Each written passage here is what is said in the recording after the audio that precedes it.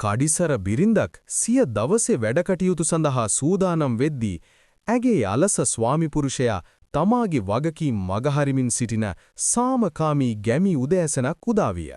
එදිනම මන්ද වේලාවකට පසු කිසිදු වෙහෙසක් නොවි පහසුවෙන් වැඩ අවසන් කරන ක්‍රමයක් ගැන කල්පනා කරමින් ගොවියා තනිවම කුඹුර බලා ඇවිද ගියේය.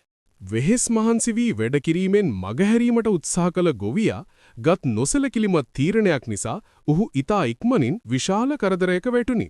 ස්වභාව ධර්මයේ ප්‍රතිචාරයේ හමුවේ කෙටි මාර්ගවලින් වැඩ කිරීමට උත්සාහ කිරීමෙන් සිදුවන්නේ ප්‍රශ්න තවත් වැඩිවීම පමණක් බව ගොවියාට අවබෝධ විය.